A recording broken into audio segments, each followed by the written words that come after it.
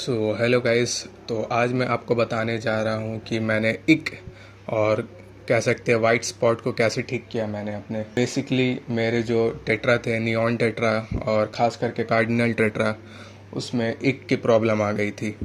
इक एक पैरासाइट है, एक बैक्टीरिया है जो कि मछलियों के स्किन पे रहती है, पहले स्केल्स पे रहती है, फिर उसके बाद वो धीरे धीरे अंदर चल जाती है। तो पहले जान ले कि एक होता कैसे है, एक या वाइट स्पॉट मछली के अंदर होता कैसे है।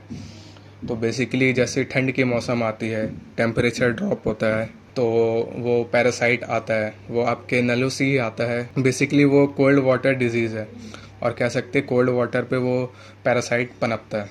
3 या 4 सिंपल स्टेप है उसको ट्रीट करने के लिए। तो मैंने बहुत सारी रिसर्च की और रिसर्च के बाद मुझे 3 और 4 कंक्लूज़न पे आया मैं। सबसे पहला तो आपको अपना टैंक का टेम्परेचर रेस करना होगा। तो आप रेस कैसे करेंगे? रेस करने के लिए आपको सबसे पहले आपको टैंक पे हीटर लगाना होगा और हीटर को आपको 28 डिग्री सेल्सियस से लेकर 30 डिग्री सेल्सियस तक रखना होगा। 2 फीट की टैंक है और 100 वाट का मेरा हीटर है, तो मैंने 30 डिग्री सेल्सियस रखा था और 24/7 मैंने उसको चलाया है। पहला और सबसे बेस्ट तरीका यही है इसको ठीक करने के लिए। पैरासाइट होता है वो मेनली कोल्ड वाटर पे रहता है, तो अगर आप जैसे पानी हीट होगा तो वो रिप्रोड्यूस नहीं कर पाएंगे। जो इक रहती है वो रिप्रोड्यूस नहीं कर पाएगी। और जो जितने फ्री फ्लोटर्स रहते हैं, पानी में घूमते रहते हैं, अपना न्यू होस्ट खोजते हैं। जो इक रहती है वो एक मछली से ट्रैवल करके दूसरे मछली पे जाती है, तो उसको आपको मारने के लिए वाटर का टेम्परेचर बढ़ाना पड़ेगा। वाटर का टेम्परेचर बढ़ेगा तो वो मरने लगेंगे। तो इसको ठीक होने पे मिनिमम 7 दिन भी लगते हैं और मैक्सिमम 10 दिन भी लग जाते हैं। तो मुझे करीबन 2 वीक्स लग गया ठीक करने पे। मैंने बहुत सारे मेथड यूज़ करे हैं। तो सबसे पहला मेथड तो मैंने ये यूज़ किया था कि मैंने हीटर लगाए। तो हीटर लगाने के बाद मुझे चाहिए था क्विक क्विक रिज़ल्ट चाहिए था। लगाया हीटर लगाने के बाद मैंने 2 चीज़ और ऐड करी इसमें। तो मैंने रिसर्च किया और ऐड किया मैंने सिंपल एक गार्लिक।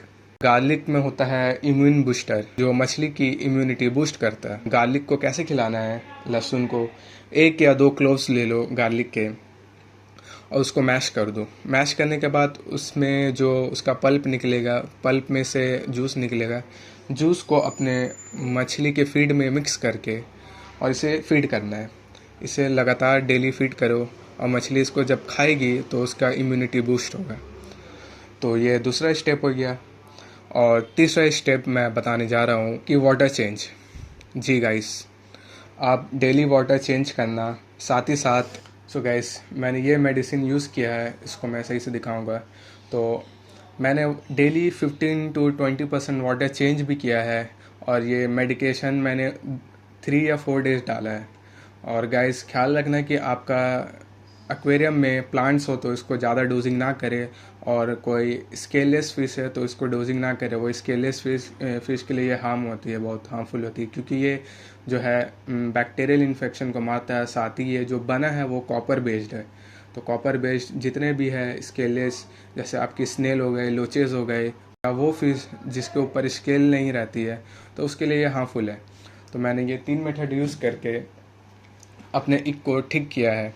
और आपको पेशेंस रखना होगा, वाटर चेंज डेली करना होगा। डेली नहीं तो 1 डे का गैप रखें आप, और 1 डे का गैप रखने के बाद आप वाटर चेंज करें।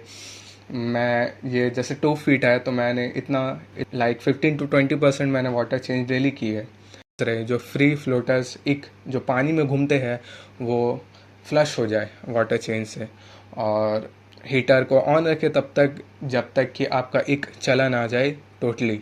सबसे कारगर तरीका मेरे लिए तो हीटर ऑन करने से याद रखें 28 डिग्री to 30 डिग्री सेल्सियस पे आप रखेंगे तो इक मर जाएगा। और इसी तरह मैंने अपने सारे फिशेस को ठीक करे हैं। और मुझे तो स्टार्टिंग में लग रहा था कि मेरे सारी फिशेस मर जाएंगी, पर स्टेप फॉलो करके मैंने अपने फिशेस को बचा लिया है। अगर चैनल पर पहली बार आए हैं तो लाइक करना ना भूलें, सब्सक्राइब भी मार दो गाइस, क्या होती है, और हो सके तो शेयर भी कर देना। तब तक के लिए बाय।